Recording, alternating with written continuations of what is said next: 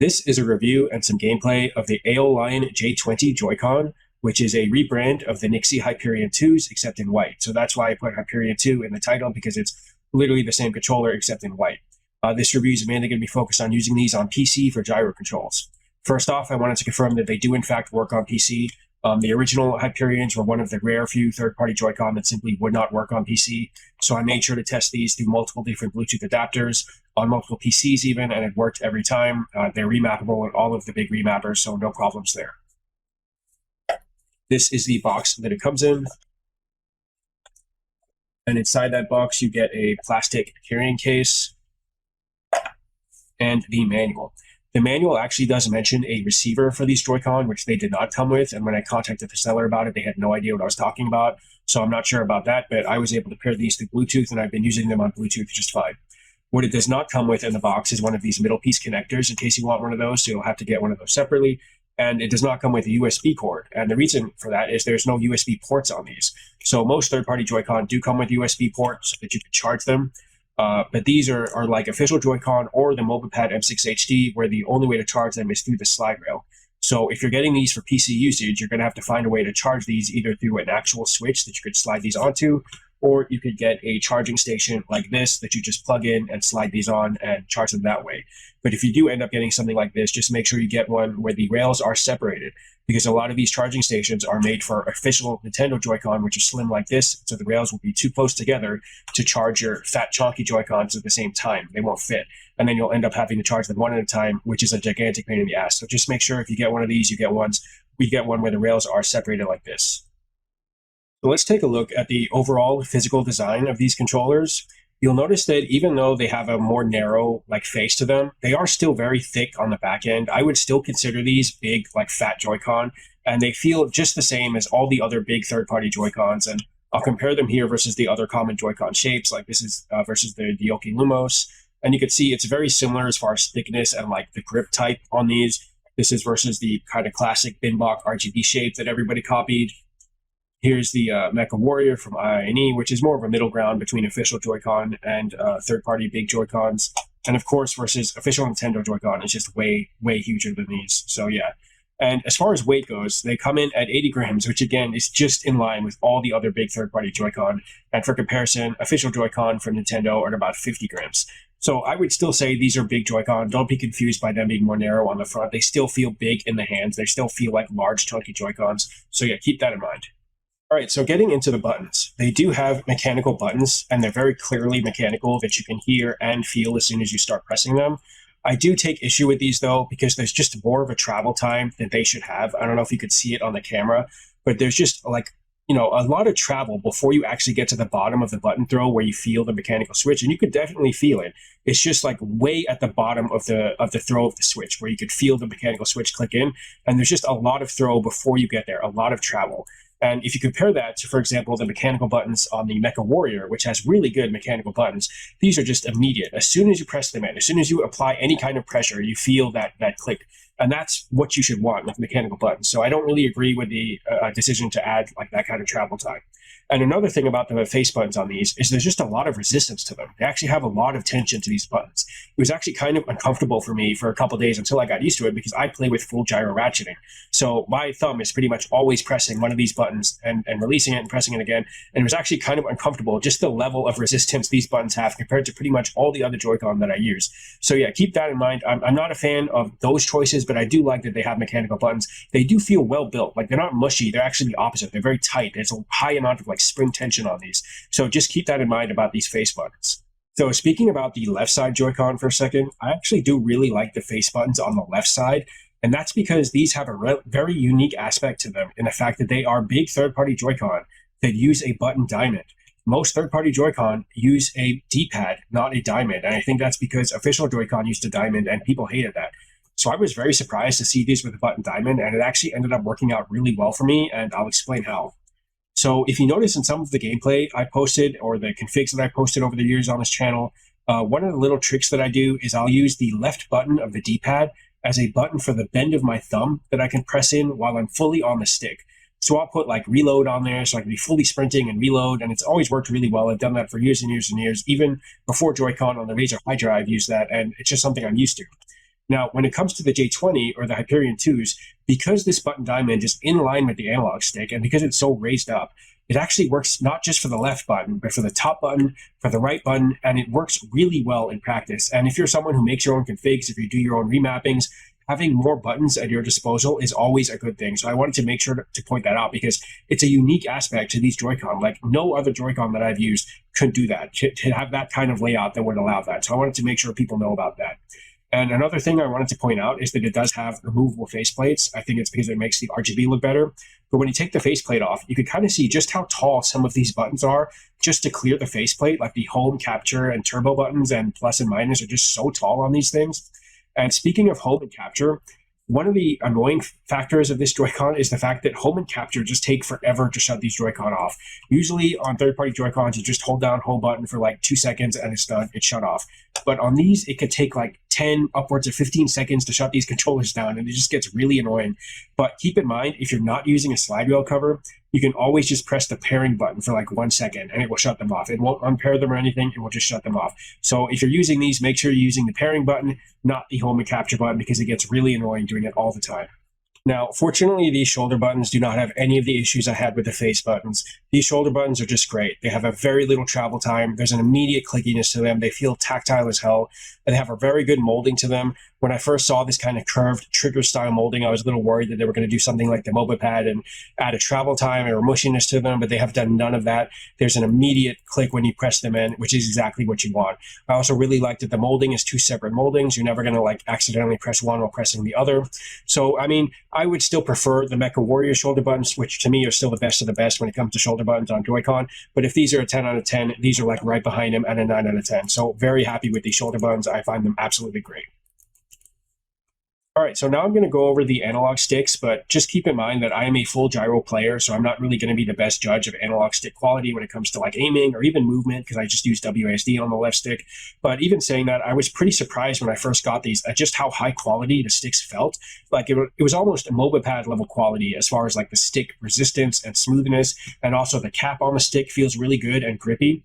However, I have run into some very serious durability issues with the sticks in just the few weeks I've been using them, and that is the fact that the stick seems to be wearing down against the like plastic ring that contains it, and that's just after a few weeks of usage. And again, I'm not like jamming on these sticks or anything; it's just like normal usage, and you could already feel this kind of grainy, rough, like feel when you move the stick around, and it's really not a pleasant feeling at all.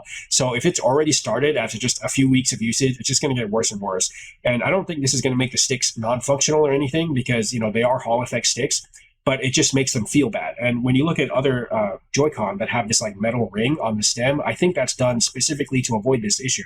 However, even other like cheaper Joy-Con that have plastic sticks, I haven't run into that issue ever before on Joy-Con. So I was very surprised to see this happen so quickly on these Joy-Con, and it's really unfortunate because otherwise these seem very well built. So I was pretty surprised with this, and yeah, that's a bummer.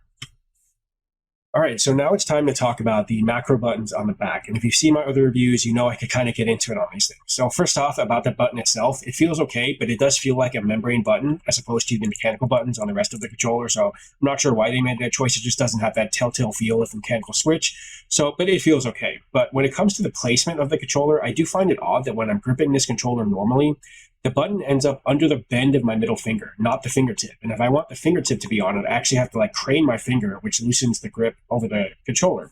Now, I would understand that placement if this was, a slim Joy-Con made for smaller hands. But as I was saying earlier, this is still a very fat, thick Joy-Con. It feels like it was made for bigger hands in every other respect. It's not like it is, the Mecha Warrior or the Binbok Dioki RGB Slims, which are clearly made for smaller hands. This isn't one of those. This is still a big fat Joy-Con. So I'm unsure about the placement on this. I just know that it feels weird coming from, other big third-party Joy-Con where the back button ends up literally right under the fingertip every time. So here it just feels a little weird. It is something you could get used to, but it just feels weird. So going into the capabilities of the macro buttons, I'm happy to report that it's capable of both macros and a true one-to-one button swap. So that means it doesn't have any of the issues of, say, the Mecha Warrior, where even if you put one button on your macro button, it would still send a macro sequence, and that comes with a lot of imprecision and a lot of lag. These J20s, the Hyperion 2s, they don't have any of that issue. You could still just put one button on here and it will act exactly like the original button. So you could spam it, you could press it over and over, you could hold it, you could light press it, you could long press it, and it will act exactly like that original button, which is what you want when you're dealing with a macro button. And as far as what is programmable, it's all side specific. So left side inputs for left side, right side inputs for right side. And all the face buttons are allowed, plus, minus, shoulder buttons, L3, R3, and not home or capture and not SL and SR. However, new for these, you're allowed stick inputs, and that's mainly for the macro sequences, but I found it works really well for button swap as well. So you could, if you're someone like me and you don't use the right stick at all for aiming, you could, for instance, put, say, like melee on stick down, and then put that on your back button, and it will act exactly like a true melee button. It's not sending analog inputs, it's sending a non-existent button input. So you can hold it again, you can press it, light press it, whatever. It works exactly like a button that actually doesn't exist. So I thought that was a really cool feature of these, and I've seen more and more like stick inputs coming in to be programmed to the macro button, but usually it's just for macro sequences like combos or whatever. So I was really surprised to see it work for the button swap as well, and that's a really cool feature of these. Sadly, the J20 or the Hyperion 2 does not have a dedicated macro programming button, which means programming the button just takes more time than it should. It's just more time consuming than it should be. And that's because you have to hold down a combination of buttons to enter programming mode. So how it works is you hold down turbo and the macro button itself for about 3 to 4 seconds until it enters programming mode, and then you press what you want, and then you press the macro button again to commit it. And that's just way more, time consuming than if you look at other older Joy-Con that had a dedicated programming button. You could literally just hold this, press your button, and release it, and it's done. And even on, the Ryoku Lumos, which is capable of both macros and one-to-one swaps, you just hold this dedicated button, press what you want, and then release it. It's done. Now, I am happy that they used a combination to get into that because it avoids the pitfalls of, say, for example, the Mecha Warrior that used the button itself to enter programming mode. That means it greatly reduces the capabilities of this button because it meant you couldn't use anything that you were ever going to hold on this because holding it would enter programming mode. In this case, because it's such a weird combination of turbo and the macro button, you're never going to accidentally enter programming mode, so that's not an issue. So I am happy about that, but I would be happier still if it had a dedicated macro programming button. All right, so now it's time to finally talk about the gyro. First off, I have to give my usual gyro disclaimer, which is the fact that gyro quality can vary, even among the same model of controller. So I can only give you my experience with these and my testing, but there's really no way to be sure that it's going to be the same for everybody else. That's just unfortunate, unfortunately, where we're at with gyro quality controllers right now. So it does have gyro on both sides, and it's remappable in all of the big remappers. That's Steam, Rewazd, and JoyShock Mapper. It works in all of them. They clock in at 160 hertz natively from the gyro, so that's before any interpolation from a remapper. As far as drift goes, I basically had no drift issues with these Joy-Con at all. I actually played without any kind of auto calibration, just for testing purposes, and I was surprised at how long it took to have any kind of noticeable drift. So I think if I was just playing them normally, like with normal calibrations once in a while, putting my controllers down once in a while, I really wouldn't have had any issues. So here's my usual drift test versus the Ryoku Lumos, which are kind of my go-to set to compare against, just because I've always found the gyro in them to be very solid. And so this is after 10-second calibrations and exactly the same config. And you can see I'm just normally in and around, just doing some regular shooting, and eventually I'm going to stop and hold my wrist still on both, and with my ratchet input on. So I'm holding active input and trying to hold my wrist still so you can see if there's any drift. And so you can see now that I'm holding my wrist still, there's very little movement on both sides. Any little movements, any little jitters you see on my wrist actually moving.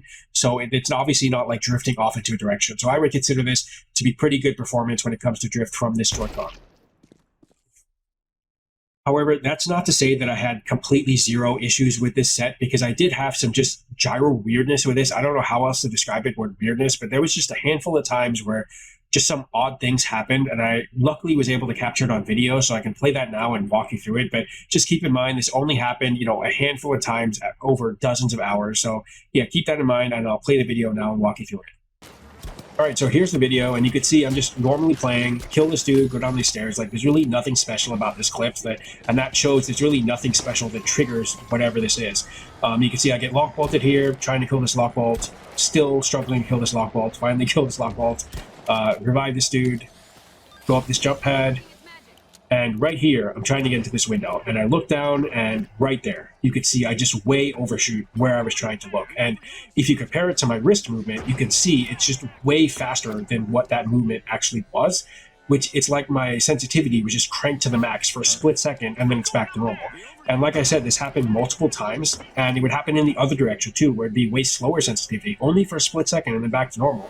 And you could see me just like kind of shaking my wrist a little bit to kind of recalibrate myself as to what what is going on, and then back to normal. So it only happened a handful of times. I don't think it's like a constant thing that's always going to happen, but I'm not even sure it was the gyro. It could have just been a degradation in wireless performance. But regardless, it did affect the experience. I wanted to be thorough, and I did happen to capture it on video and make sure I posted it in this review just to be thorough and make sure it's out there. All right, so that's my review for the Aolion J20 Joy-Con, or the NYXI Hyperion 2 for gyro usage on PC. Like and sub if you want to see more. Check out my other Joy-Con reviews if you're interested. I'm just going to show a bunch of gyro gameplay after this, so stay tuned if you're into that. I'm definitely going to check out the Switch 2 Joy-Con in a month or two when that comes out. So yeah, stay tuned for that, and I'll see you in the next one. Thanks for watching.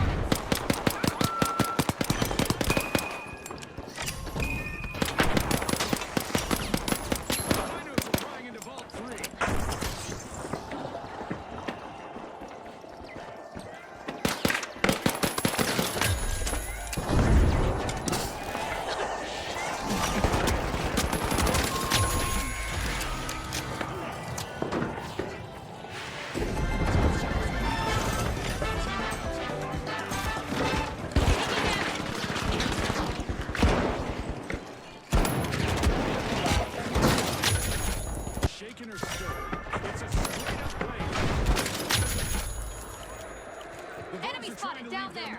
They're unlocking Vault 1. The high notes are prying into Vault 2. There's no turning now. Kick the match into high gear. Trap set.